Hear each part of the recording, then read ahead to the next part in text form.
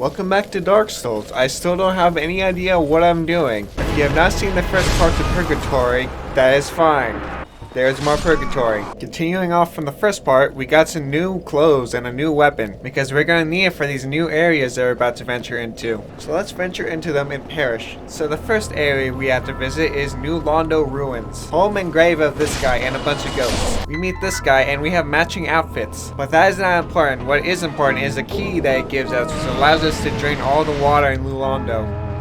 Now, excuse me while I have no more footage for this area. The audio is still good, but you don't have any visuals besides a cliff. Well, that's okay. I pulled a 4K HD version of the boss arena. If you think this is a bit, cool. It is not a bit. After a certain amount of time in the all-consuming void, the first of the 5 Final Fantasy bosses will appear. I proceed to stab all 5 of them and move on to the next area. Sorry there was no footage. The next area we'll be visiting is a library. And I know that doesn't sound as exciting as going to hell, but I at least know what I'm getting into. After being put into a boss fight that I can't win, I get put in jail again. But little do they know that the plot bends to my will. This is basically a scene from a movie.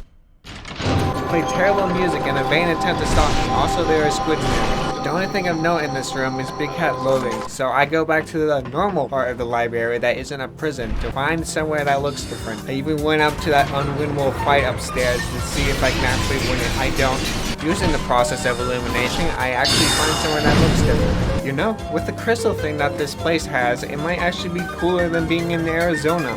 Welcome to the Crystal Cave. The only thing that isn't crystal here is you, and they hate you for it. And I hope you like platforming in Dark Souls, because they upgraded the platforms to be invisible. After running away from a bunch of crabs, we find the secret to Seath's immortality, and Seath clearly does not like that, for obvious reasons. Welcome to the boss fight and this crab. After just brute forcing the boss and walking back over there for half an hour, they're lucky I can warp now. I put 2 and 2 together and realize that this guy's probably heavily resists magic. After uncursing myself, I go and make a crystal halberd. Since intelligence is my highest stat, and intelligence usually means magic damage, unless I'm missing something here, it means I have to rely on my other stat and the base damage of a weapon. And I still have to play smart. I thought, hey, since all his attacks are in the front and he moves slowly, I can get behind him. No, last time I went in, it decided to use the Dark Souls get off me technique, and I cut the tail off. Good thing I had to scare with this, otherwise I would never have gotten it. After displaying the fact that I not learned my lesson, I take a casual stroll to hell. Welcome to hell, where we meet the biggest of dudes. So if you're seeing hit me hard, then you should hit that like button. At this point, let me just fight Kaiju Dark Souls. You really want me to. After beating the boss, it drains all the lava out of the place, which allows me to progress and create all these bridge trolls. And look who's back, the stairs demon. Breaking news! Big guy number 7 has revealed himself. Call 1-800! After killing each other, I continue on my merry way because nothing phases me anymore. You know, just walking through here, I can just tell this entire area is just a boss bargain sale. The third boss is the stuff of nightmares. He looks intimidating, but he's a non-issue, at least to me. I beat him on the first try. We get a ring that lets us walk on lava, and we meet Sunman, who is in distress.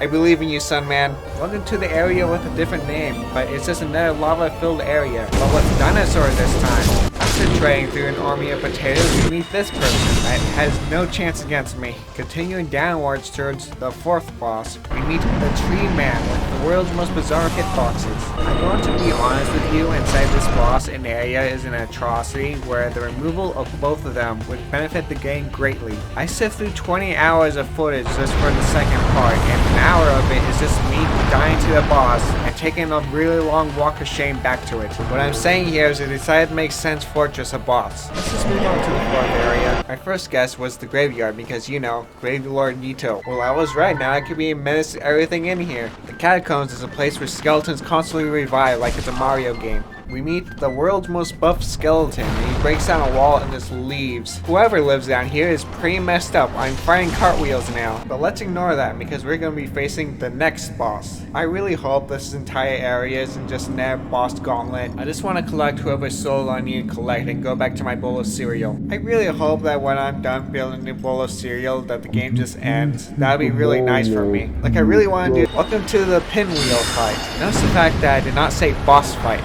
Some people wouldn't consider this a fight because it's just a man with glass bones trying to avoid you at all costs. Pinwheel dropped a ray of kindling, which makes it so I can get more Estus. I didn't know kindling can do that. I think the only one that's upgraded is the Firelink Shrine one. After being the boss, we go and play a new game called Dark. That's it, that's the only joke I got. Was that a good joke, sir? You look reasonably sane. What are you doing in the cave? Are you a cleric or something?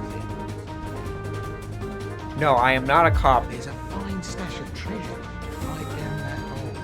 I found it first, but my friends now. I'll split it with you. In any case, have a look. It'll shimmer you away. Ignoring him because there's an obvious trap, I move on and... Hey, do you still want to kick me off the cliff?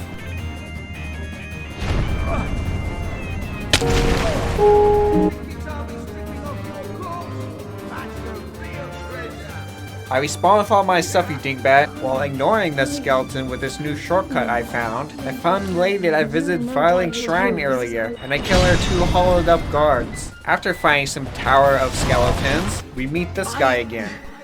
Well, let's just calm down. I will not calm down, I am playing Dark Souls. You know what I mean, don't you? Please, forgive me. You and me, we're jolly undead outcasts, aren't we? No.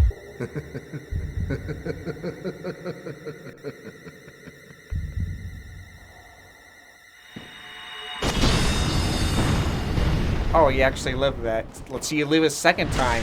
Finding a bunch of mini pinwheels, we uncover the boss.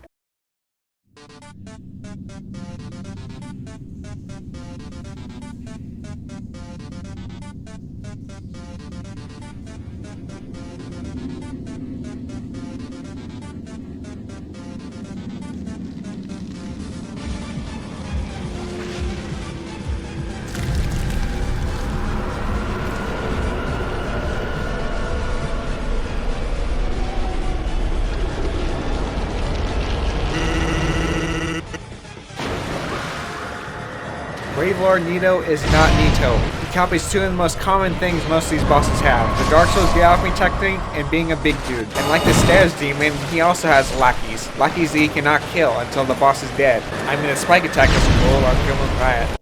Well, I collected all the souls. It is a perfect opportunity to grind a bit before I return to my bowl with cereal. It is time to terrorize the employees of Disneyland until I reach 44 intelligence. What is going on with my bowl of cereal? Is it like this because it needs milk?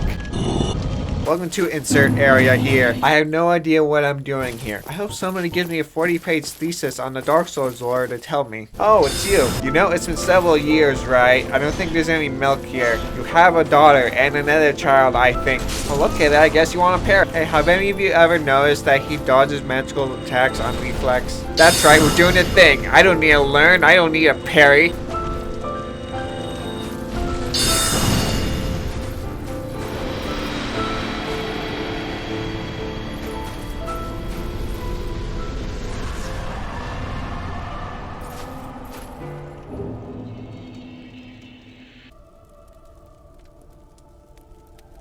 Is it done? Is it over? Am I perhaps free and on fire?